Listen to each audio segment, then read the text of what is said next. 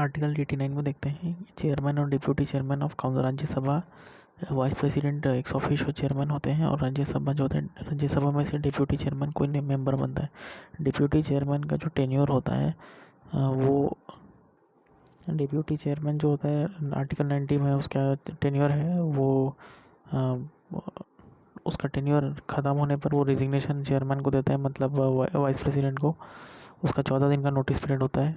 उसके बाद फिर आर्टिकल 91 है चेयरमैन या डिप्यूटी चेयरमैन का एब्सेंस में ड्यूटी, मतलब कि जब वाइस प्रेसिडेंट एब्सेंट होते हैं तो डिप्यूटी चेयरमैन उनका ड्यूटी संभालता है और अगर वो भी नहीं है तो प्रेसिडेंट किसी और मेंबर को असाइन करता है।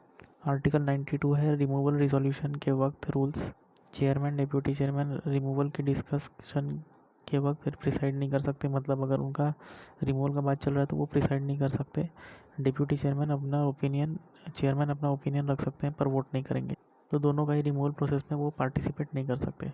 तो जैसे चेयरमैन और डिप्यूटी चेयरमैन राज्यसभा का होता है 93 में कि स्पीकर और deputy speaker of the Lok Sabha के मेंबर में से स्पीकर और डिप्यूटी स्पीकर इलेक्ट होते हैं। 94 अभी समझते हैं। 94 में स्पीकर और डिप्यूटी स्पीकर का टेन्योर, अगर मेंबर लोकसभा का नहीं है तो ऑफिस छोड़ना पड़ेगा। स्पीकर अपना डिजिग्नेशन डिप्यूटी स्पीकर और डिप्यूटी स्पीकर अपना डिजिग्नेशन स्पीकर को देते हैं। स्पीकर डिप्यूटी स्पीकर को मेजॉरिटी रिजोल्यूशन के जरिए रिमूव कर सकते हैं 14 दिन के नोटिस पीरियड में। ये आर्टिकल 94 में है टेन्योर के बारे में। और 93 था इन दोनों का पोस्ट का इसके बारे में। अभी आर्टिकल 95 है स्पीकर के एब्सेंस में ड्यूटी। स्पीकर के एब्सेंस में जो वर्क है वो डिप्यूटी स्पीकर संभाल, और अगर डिप्यूटी स्पीकर भी नहीं है तो प्रेसिडेंट किसी मेंबर को अपॉइंट कर सकता है। उसके बाद फिर 96 में भी वही है कि अगर स्पीकर डिप्यूटी स्पीकर का रिमूवल का प्रोसेस है तो वो लोग प्रिसाइड नहीं कर सकते। स्पीकर अपने रिमूवल रिजोल्यूशन पर बोल सकते हैं और वोट भी कर सकते हैं, पर सिर्फ पहला वोट देना का अधिकार है, कास्टिंग वोट का अलाउड नहीं है।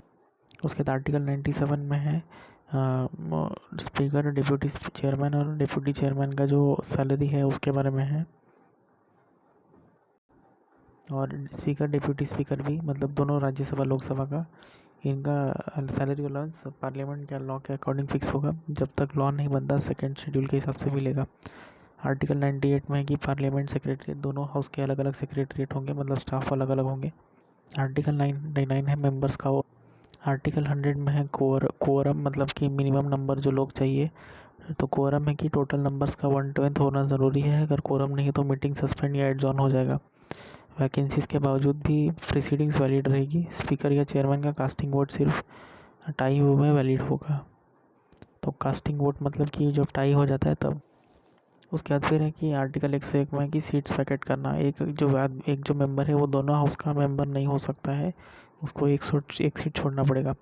पार्लियामेंट और स्टेट लेजिस्लेटर के दोनों मेंबर होने पर एक सीट छोड़ना होगा। सीट वैकेंट हो जाएगी मगर 102 में मेंबर डिस्क्वालीफाइड होता है। 60 दिन तक वो बिना परमिशन के एब्सेंट रहता है, तभी वो वैकेट हो जाएगा। या फिर रेजिग्नेशन देता है जो चेयरमैन और स्पीकर एक्सेप्ट करते हैं, स्पीकर लोकसभा में और चेयरमैन राज्यसभा में। 101 था सीट वैकेट के बारे में। 102 है डिस्क्वालिफिकेशन मेंबरशिप। अगर वो जो मेंबर है उसका कोई हाउस ऑफ प्रॉफिट होल्ड कर रहा है जो पार्लियामेंट के अकॉर्डिंग डिस्क्वालीफाई हो सकता है। अनसाउंड माइंड या फिर अनडिस्चार्ज इंसॉल्वेंट होने पर, अगर इंडियन सिटीजनशिप नहीं है, फॉरेन है वो, या फिर वॉलेंट्री है, तो तब भी 102 के अंडर वो बाहर भगा उसको निकाल सकते हैं। आर्टिकल 105 में है पार्लियामेंट और मेंबर्स के पावर्स और प्रिविलेज। पार्लियामेंट में फ्रीडम ऑफ स्पीच है। मेंबर्स का पार्लियामेंट या उसकी कमेटी में दिए गए वोट स्पीच कोर्ट प्रेसिडेंट में नहीं कर सकते, वो अकाउंटेबल नहीं होते हैं। जो लोग कॉन्स्टिट्यूशन के अंडर पार्लियामेंट में बोलने का अधिकार रखते हैं उन पर भी ये प्रिविलेज लागू है। आर्टिकल 106 में है कि मेंबर्स की सैलरी पार्लियामेंट के लॉ के हिसाब से सैलरीज और अलाउंसेस डिसाइड होते हैं। जब तक लॉ नहीं बनता कॉन्स्टिट्यूंट असेंबली के रूल एप्लीकेबल होते हैं। उसके बाद है आर्टिकल 107 में बिल का इंट्रोडक्शन और पासिंग। बिल किसी भी हाउस राज्यसभा या लोकसभा में इंट्रोड्यूस हो सकता है। मनी बिल के स्पेशल प्रोविज़न लगते हैं। मनी बिल सिर्फ मतलब लोकसभा में आ सकता है।